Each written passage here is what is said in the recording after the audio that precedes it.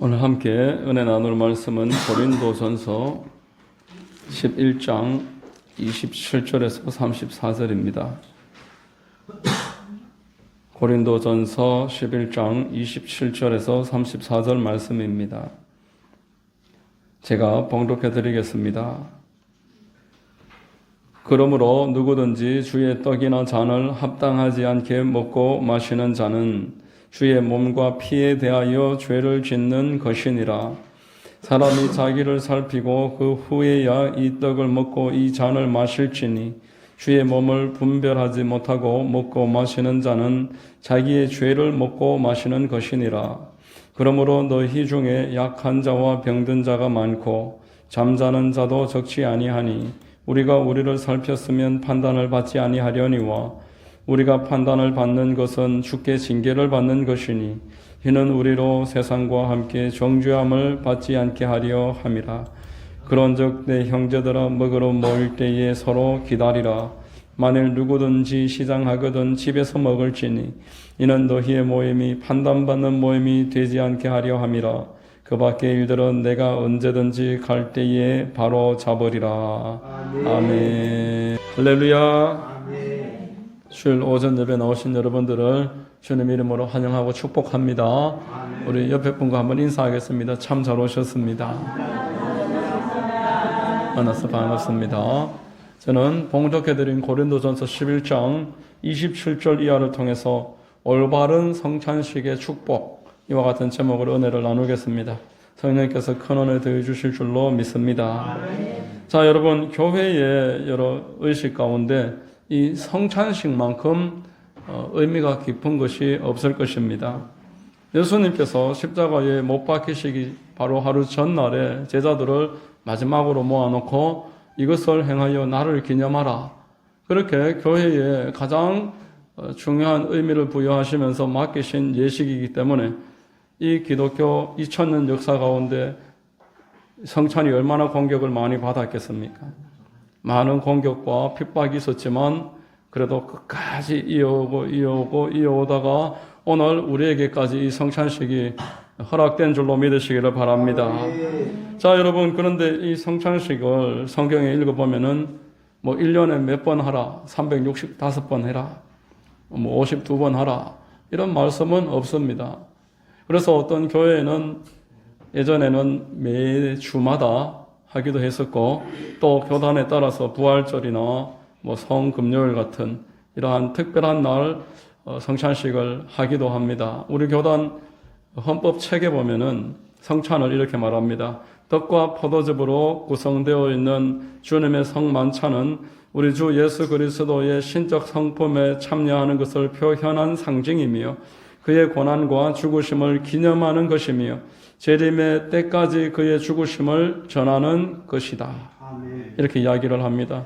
몇 번 하라 이런 말씀이 없습니다. 한 달에 한 번 할 수 있고 절기마다 분기마다 그렇게 할 수도 있는 것입니다. 아멘. 대부분의 순복음 교회들은 매달 첫째 주를 성찬주일로 해서 이렇게 하나님의 말씀을 순종하고 그래서 우리를 향하신 뜻을 묵상하고 전파해야 하는구나. 이제 교회 처음 오는 자들에게 이게 무슨 의미인지 또 와야 될 자들에게 이 내용을 잘 정리해서 전달하는 그러한 소중한 성찬인 것입니다. 자, 여러분, 얼마나 자주 하는 게 무슨 의미가 있겠습니까? 어떻게 하든 그 의미가 우리에게 유익이 되어서 우리 영육 간의 축복으로 이어지는 게 하나님의 뜻일 것입니다. 아멘. 우리는 이 성찬의 의미를 오늘 말씀 고린도전서 11장 17절 이하에서부터 지금까지 계속 성찬을 중심으로 해서 달려온 말씀입니다. 오늘 이 성찬을 올바르게 어떻게 할 수 있을까 한번 말씀을 통해서 깨닫겠습니다. 자, 여러분, 오늘 말씀을 읽어보면은 성찬을 하는 자체만으로 유익하지는 않다. 이렇게 말씀합니다. 27절 같이 한번 읽겠습니다. 그러므로 누구든지 주의 떡이나 잔을 합당하지 않게 먹고 마시는 자는 주의 몸과 피에 대하여 죄를 짓는 것이니라. 이게 무슨 신비한 음식이라서 이거 먹으면은 어떻게 병이 치료되고 믿음이 갑자기 막 뜨거워지고 그러한 역할을 하는 게 아니다라는 겁니다. 많은 이단 가운데 그렇게 사람들에게 이야기하는 이단들도 있었습니다. 이게 먹으면 몸속에서 그리스도의 피로 변한다. 그리스도의 몸으로 변한다. 그렇게 하는 이단들도 있었다라는 것입니다. 합당하지 않게 먹는 것은 오히려 그 사람의 신앙이 발전할 수 있는 기회를 잃어버리게 됩니다. 자, 여러분, 이 성찬식을 합당하게 하려면은 우리가 이 떡과 잔을 이렇게 주시는 의미를 깊이 묵상해야 되겠습니다. 여러분, 이 떡과 잔을 우리에게 기념하라고 하신 그 말씀의 가장 큰 의미는 하나님의 아들이 이 땅에 내려오셨다. 이것을 말하는 것입니다. 하나님이 사람 되셔서 이 땅에 우리를 위해서 오셨다. 이것을 우리에게 끊임없이 기억을 하라 말씀하는 것입니다. 이 떡과 이 잔, 그러나 이건 내 몸이다, 내 피다. 이걸 기념을 해라. 내가 이렇게 몸을 입고 와서 너희들과 함께 동고동락을 하고 내가 몸 찢고 피 흘리는 것을 너희들이 다 보았으니 이것을 잊지 말아야 되고 앞으로 나를 믿어야 될 자들에게 이것을 계속 전해야 한다. 아멘. 말하는 것입니다. 자, 여러분, 예수님이 이 땅에 오신 것을 우리 성경적인 표현으로 임마누엘이라고 합니다. 아멘. 자, 이사야서 7장 14절 한번 읽겠습니다. 그러므로 주께서 친히 징조를 너희에게 주실 것이라. 보라, 처녀가 잉태하여 아들을 낳을 것이요 그의 이름을 임마누엘이라 하리라. 이렇게 말했습니다. 예수님 오시기 700년에서 600년 전에 선지자 이사야가 예수님이 이 땅에 오실 것인데 사람으로 오실 것이고 처녀의 몸으로 통해서 오실 것인데 그 이름은 임마누엘이라고 해야 한다. 이렇게 말했습니다. 임마누엘이라는 말의 의미는 마태복음 1장 23절에 예수님이 태어나시는 그 장면에서 설명이 되고 있습니다.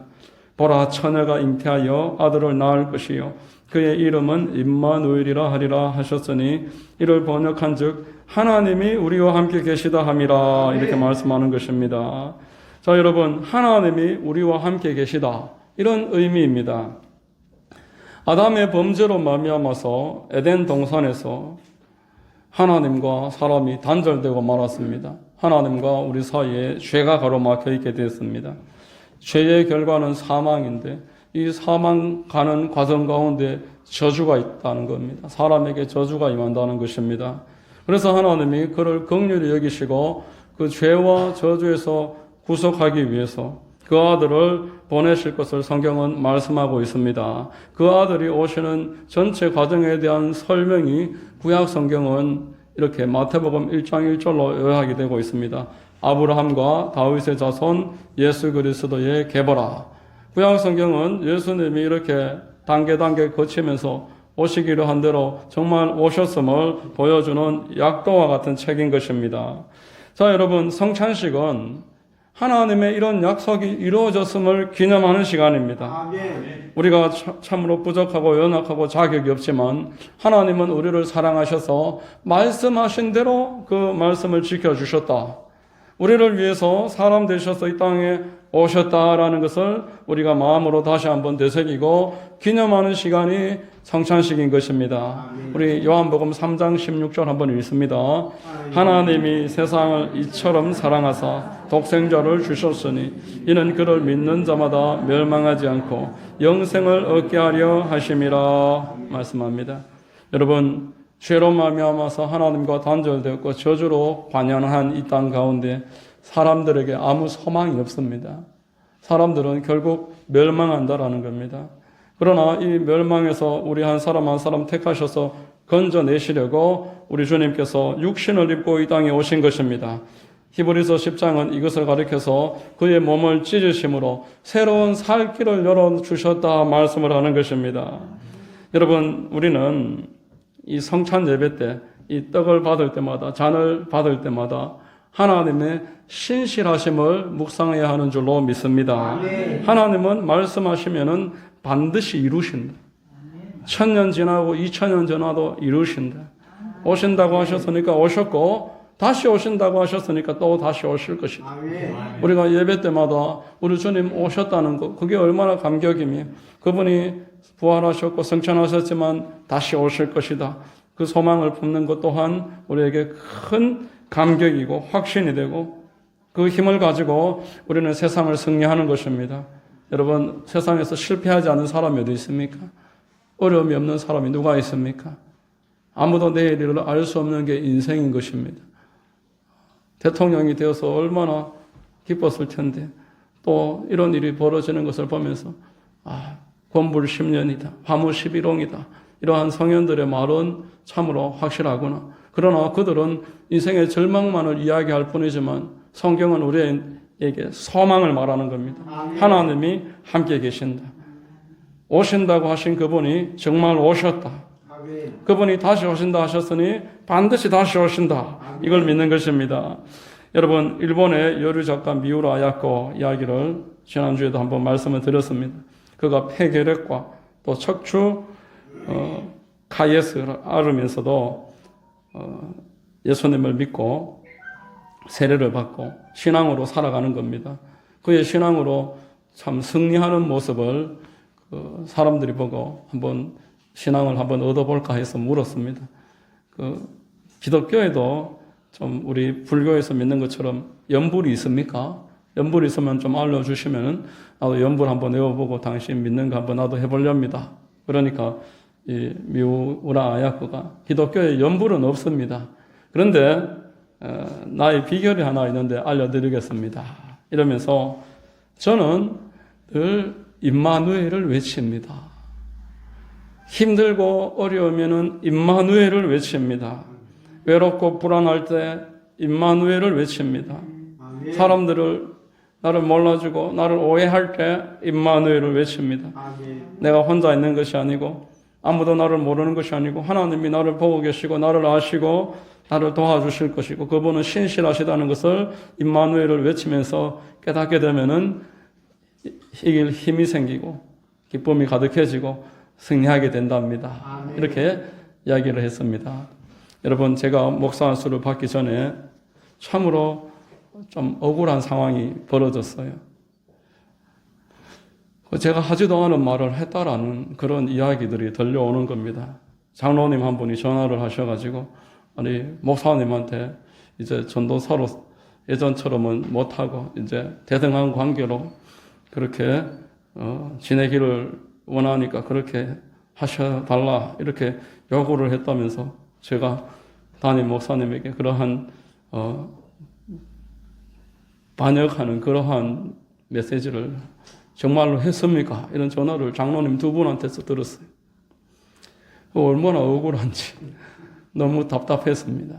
그래서 제가 그분하고 전혀 그 일로 상대를 하지 않았습니다. 제가 가깝게 지내는 목사님 한 분한테 전화가 이제 왔길래 물었습니다. 제가 전화를 걸어서 물었습니다. 목사님 참 답답하고 억울한데 이럴 때는 어떻게 하면 좋겠습니까? 그러니까 이렇게 심호흡을 한 3번 정도 하라. 조용한 데 가서 그렇게 이야기를 하시길래 그때는 제가 그렇게 해보니까 실제로 도움이 됐습니다. 심호흡 3번 정도 쭉 하고 나니까 억울한 것도 없고 뭐 그럴 수 있다. 뭐 그렇게 이야기를 뭐 할 만하니까 했겠지. 그러고 넘어갔습니다. 그런데 저는 이제 여러분들에게 심호흡을 하시라. 이렇게는 권하지 않겠습니다. 여러분들에게 제가 권하고 싶은 것은 임마누엘을 권합니다. 아멘. 여러분 임마누엘을 외치면은 어둠의 세력이 물러가는 줄 믿으시기를 바랍니다. 아멘. 예수 이름은 하늘과 땅의 모든 권세가 무릎을 꿇을 수밖에 없는 이름입니다. 그 이름 앞에 마귀가 벌벌벌 떨고 7개로 쫓겨나는 것입니다. 사도행전 2장 21절 한번 읽어보겠습니다. 누구든지 주의 이름을 부르는 자는 구원을 받으리라. 우리를 구원하기 위해서 하나님이 사람 되셔서 이 땅에 내려오신 그 이름이 예수입니다. 태초에 말씀이 계시니라. 이 말씀이 하나님과 함께 계셨으니 이 말씀이 하나님이시니라. 요한복음 1장 1절 14절에 말씀이 육신이 되어 우리 가운데 거하심. 하나님이 육신이 되어 우리 가운데 거하십니다. 아멘. 그러므로 우리가 임마누엘만 외칠 수 있는 믿음만 있다면 못 이길 게 없습니다. 하나님이 나를 사랑하셔서 나를 위해서 이 땅에 내려오셨다는데 마구간까지 떨어지셔갖고 나를 위해서 나 하나 구원하시려고 오셨는데 우리가 못 이길 일이 뭐가 있습니까? 누가 나를 도와줘야 내가 기쁘겠습니까? 누가 나를 위해서 헌신하면 내가 만족하겠습니까? 우리 주 예수께서 임마누엘 하셨습니다. 이걸 믿는 자는 승리하는 것입니다. 이게 성찬식의 제일 첫 번째 가는 우리 올바른 생각입니다. 두 번째, 성찬을 하면서 그리스도의 고난을 바라보시기를 바랍니다. 다시 27절을 읽어보십시다. 읽습니다. 그러므로 누구든지 주의 떡이나 잔을 합당하지 않게 먹고 마시는 자는 주의 몸과 피에 대하여 죄를 짓는 것이니라 말했습니다. 성찬식을 할 때 제가 중고등부 전도사를 했습니다. 이제 중고등부 예배가 성찬식이 있는 날은 없고 이제 성찬 예배에 다 참여를 했습니다. 중고등학생들하고 뒤에 앉아서 성찬하는 모습을 이렇게 보면은 고관입니다. 이 잔을 들고 무슨 소주잔 대하듯이 마시는 폼도 얼마나 기가 막힌지 소리만 안 낼 뿐 딱 뒤에서 보니까 이 소주 마시는 모습이 그런 행동을 하면서 이렇게 성찬식 잔을 대하는 겁니다. 막 이렇게 한다는 거예요. 무슨 이야기인지 여러분들 충분히 그림이 그려지실 줄로 생각을 합니다. 자, 여러분, 떡과 잔을 따로따로 나눠드리는 이유는 이 땅에 예수께서 몸과 피로 분리되셨음을 묵상하라고 떡과 잔을 나눠서 드리는 것입니다. 구약 성경에 보면은 짐승을 잡아서 피를 먼저 받아서 뿌리고 그 몸은 불에 태워서 나눠서 이제 먹기도 하고 분배를 하는 그런 모습을 보여주는 것은 강제로 이 몸과 피가 분리되는 것을 예표하는 것입니다. 여러분, 짐승이 죄가 없지만 그 안수하는 사람의 죄가 전가됨으로 말미암아서 그 벌을 이제 받고 그래서 몸과 피로 분리되는 것. 성경에서 여러분 피는 생명을 말하는 겁니다. 레위기 17장 11절에 육체의 생명은 피에 있음이라 내가 이 피를 너희에게 주어 제단에 뿌려 너희의 생명을 위하여 속죄하게 하였나니 생명이 피에 있으므로 피가 죄를 속하느니라 이렇게 말합니다. 죄의 삭은 사망이지만 그 죄에 의해서 피를 흘린다면 그 죄를 사하겠다라는 것입니다. 이것이 하나님이 죄를 사하는 방식으로 처음부터 작정을 하신 것입니다. 에덴 동산에서 아담과 하와가 범죄했을 때 하나님께서 짐승을 잡아서 그 피를 흘리고 그 가죽을 벗겨가지고 그 아담에게 가죽옷을 만들어 입히셨습니다. 이것은 하나님이 정하신 죄를 사하는 방식입니다. 몸을 찢고 피를 흘리게 하여 그렇게 죄에 대해서 값을 치르게 한다는 겁니다. 출애굽기에서 어린 양을 잡아가지고 그 피를 문에 바르고 고기는 이웃과 함께 나눠서 먹으면서 그 피를 나누고 또 고기를 나누고 죄 사함에 관해서 예수 그리스도를 그렇게 예표를 한 것입니다. 구약 성경의 이사야 선지자는 예수님 오시기 전에 예수님이 이 땅에 어린 양으로 오셔서 우리를 위해서 몸짓고 피 흘리실 것을 고스란히 예언을 했습니다. 우리 이사야서 53장 4절로 6절을 한번 읽겠습니다. 그가 찔림은 우리의 허물 때문이요 그가 상함은 우리의 죄악 때문이라. 그가 징계를 받음으로 우리는 평화를 누리고 그가 채찍에 맞음으로 우리는 나음을 받았도다. 우리는 다 양 같아서 그릇 행하여 각기 제 길로 갔거늘 야훼께서는 우리 모두의 죄악을 그에게 담당시키셨도다. 이렇게 말하는 것입니다. 어린 양이 이 땅에 오셔서 하나님이 그에게 모든 죄를 대속하게 하셔서 몸짓고 피 흘리고 죽으실 것이다. 예수님이 이 땅에 오셨을 때 침례 요한은 예수님을 바라보면서 제자들에게 말했습니다. 보라, 세상 죄를 지고 가는 하나님의 어린 양이로다 말했습니다. 요한복음 19장 30절에 예수님이 십자가에서 6시간 동안 몸에 피를 다 쏟고는 마지막에 다 이루었다. 죄를 대속하였다라는 것입니다. 자, 여러분, 오늘 본문에서 잔을 주시면서 이 피로서 나의 언약을 기념해라. 어떤 언약입니까? 죄를 사하셔서 하나님과 관계를 다시 회복시킨다는 그런 언약입니다. 아멘. 하나님의 자녀가 되는 언약인 것입니다. 아멘. 누구든지 예수 그리스도의 그 대속을 믿고 예수님을 나의 구주로 영접하는 자는 그 즉시 하나님의 자녀가 되는 권세를 얻는 줄로 믿습니다.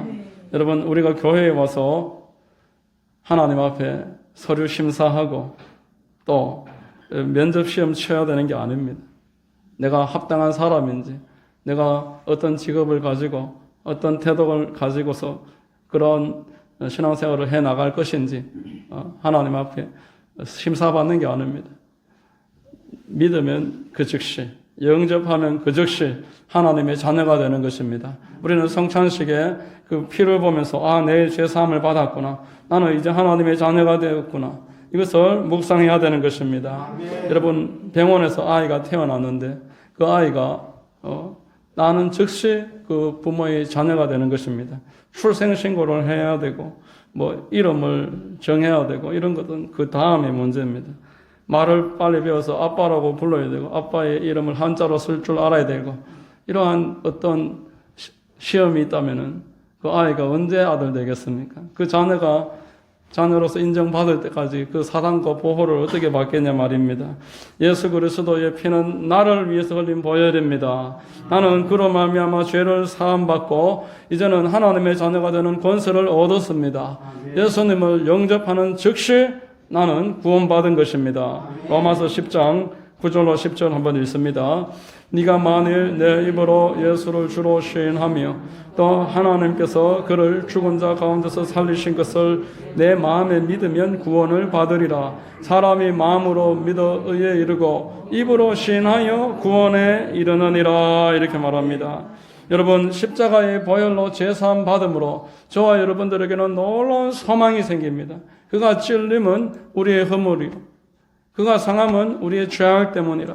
그가 징계를 받음으로 우리는 평화를 누리고 그가 채찍에 맞음으로 우리는 나음을 받았도다 말합니다.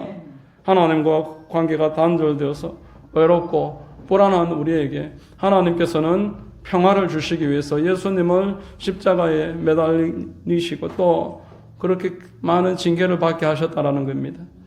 예수님이 39차례에 해당하는 그 모진 채찍질을 온몸으로 받으심으로 말미암아 저와 여러분들은 이 땅 가운데서 모든 저주에서 질병의 고통에서 하나님이 풀어주시는 줄로 믿으시기를 바랍니다. 아멘. 여러분, 저와 여러분들이 회개하고 하나님의 그 큰 은혜를 내가 다시 한번 사모함으로 받아들이면은 저와 여러분들은 이 성찬을 통해서 하나님이 예비해 놓으신 많은 은혜를 회복하게 될 것입니다. 아멘. 성찬식은 그 십자가의 보혈을 묵상하는 시간입니다. 아멘. 그 보혈이 나를 위해서 이렇게 주어졌다라는 것을 깨닫는 시간인 것입니다.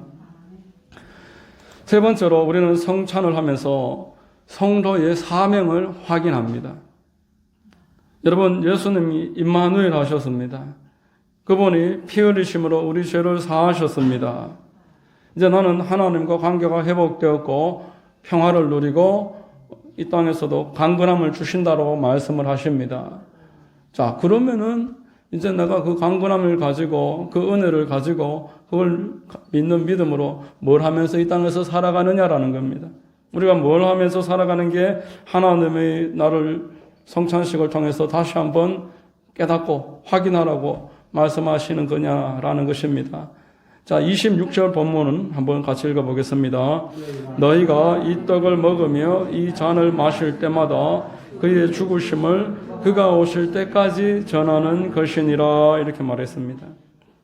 여러분, 예수님의 이 기쁨의 복음을 이제 누린 우리가 이 복음을 앞으로 전파하기를 바라는 것입니다. 이걸 누가 전하겠습니까? 제자들만 누리라고 주신 것이겠습니까? 사도행전 1장의 8절에 뭐라고 말했습니까? 오직 성령이 너희에게 임하시면 너희가 권능을 받고 예루살렘과 온 유대와 사마리아와 땅끝까지 이르러 내 증인이 되리라 말씀하셨습니다. 여러분, 하나님이 우리에게 이 은혜를 주신 것은 우리가 이것을 누리고 이제 이 은혜를 전파하라는 겁니다. 이 구원의 기쁜 소식을 혼자 알고 있지 말고 사람들을 찾아서 전달해 주라는 것입니다. 이런 예를 생각해 볼 수 있습니다. 아파트에 6층에 이제 6층까지 있는데 만약에 이 건물에 불이 났습니다. 내가 1층에서 잠을 자다가 새벽에 일찍 일어났는데 불이 붙었어요. 그러면 그걸 알게 된 나는 어떻게 해야 됩니까? 6층에 불이 붙었으니까 나는 빨리 도망치면 되겠습니까? 내가 올라가서 아직 불나지 않은 5층과 4층과 3층을 할 수 있는 한 깨워야 되는 것이 마땅한 도리인 것입니다. 하나님이 저와 여러분들을 구원하시고 오늘도 생명 주시고 많은 은혜와 축복을 주시고 예배 때마다 성찬을 함으로써 깨우치시는 것은 우리를 통해서 아직 구원받아야 될 사람들이 세상에 많이 있기 때문인 줄로 믿습니다. 베드로후서 3장 9절에 주의 약속은 어떤 이들이 더디다고 생각하는 것 같이 더딘 것이 아니라 오직 주께서는 너희를 대하여 오래 참으사 아무도 멸망하지 아니하고 다 회개하기에 이르기를 원하시느니라 이렇게 말했습니다. 그 사람이 회개하기를 우리 주님이 기다리신다는 겁니다. 그럼 우리는 성찬식의 은혜를 가지고서 그 사람을 깨워야 되는 것입니다. 하나님은 사람을 통해서 역사하는 줄로 믿으시기를 바랍니다. 예수님은 십자가에 매달리셔서 2000년 후에 저와 여러분들이 구원받을 것까지도 바라보셨습니다. 로마서 8장 1절로 2절 같이 한번 읽겠습니다. 그러므로 이제 그리스도 예수 안에 있는 자에게는 결코 정죄함이 없나니 이는 그리스도 예수 안에 있는 생명의 성령의 법이 죄와 사망의 법에서 너를 해방하였습니다. 죄와 사망에서 우리를 풀어주시고 그래서 이 자유가 된 성도들은 죄와 사망으로 묶여있는 자들을 풀어야 되는 것이 마땅한 바입니다. 우리가 하나님의 몸과 하나님의 손과 발이 되었으므로 이제 하나님을 위해서 이 땅에서 우리의 몸과 시간을 들임으로 하나님을 섬겨야 함이 마땅한 것입니다. 그래서 성경은 우리에게 성령을 부어주신다 말씀하고 있습니다. 성령이 우리에게 오심으로 우리가 믿음을 갖게 되고 우리가 성령 충만하여 전할 때 그 성령이 그 사람 또한 깨우는 것입니다. 여러분, 전도는 어떤 특별한 사람의 어떤 장기가 아닙니다. 모든 성도의 사명인 줄로 믿습니다. 여러분, 우리가 누군가를 깨우치는 일이 아닙니다.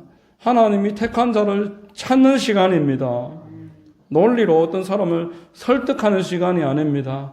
내 안에 계신 성령께서 그 사람을 감화 감동하는 것입니다. 사도행전 13장 48절 한번 읽겠습니다.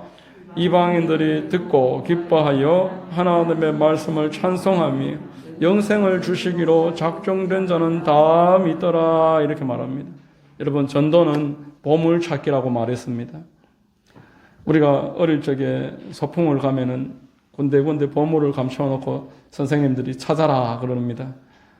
찾을 만한 곳에 감춰놓고 찾기를 바라시는 겁니다. 저기 이웃 마을에 남의 집 처마 밑에 감춰놓고 못 찾을 것을 찾아라 하는 선생님이 없었습니다. 지금까지 다 그만한데 다 있었습니다. 하나님께서 우리에게 보물 주시려고 보물 찾기를 명령하시는 것입니다. 누가복음에 보면은 99마리 양이 있는데 한 마리 잃어버린 양을 목자가 찾아 헤매다가 찾으면은 어깨에 메고 99마리 있는 것보다 이 한 마리 찾은 걸 더 기뻐한다 말했습니다. 우리가 하나님을 기쁘시게 해드리려면은 우리는 마땅히 잃어버린 한 영혼을 찾는 일에 함께 협력하고 마음을 모아야 되는 줄로 믿으시기를 바랍니다. 여러분, 찾아보는 것입니다. 그리고 말해보는 겁니다. 빌립보성에서 사도 바울이 많은 사람들이 모였을 때 말을 했더니만 주께서 그 중에 한 사람의 마음의 문을 열었습니다. 루디아라는 그 여인이 마음의 문을 열고 그의 집에서 빌립보 교회를 개척을 하고 사도 바울을 도와서 그 지역을 복음화했던 것입니다. 저와 여러분들은 무인도에 살지 않지 않습니까?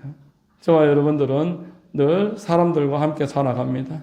그 중에 대다수가 불신자들입니다. 하나님이 저와 여러분들을 그 사람들 사이에 두신 것은 그 중에 보물이 있으니까 찾아내라는 것입니다. 그 찾는 자는 하나님을 기쁘시게 하고 하나님의 기쁨을 우리 또한 누리게 되는 줄로 믿으시기를 바랍니다. 이 땅에 소망이 없는 이 세상 가운데서 사람들이 복음 외에 소망을 찾을 길이 없습니다. 여러분, 재벌이 된다 한들, 서울대학교에 들어간다고 한들, 공무원이 된다고 한들, 그것은 잠깐의 기쁨이지 우리를 영원토록 기쁘게 할 수 없습니다.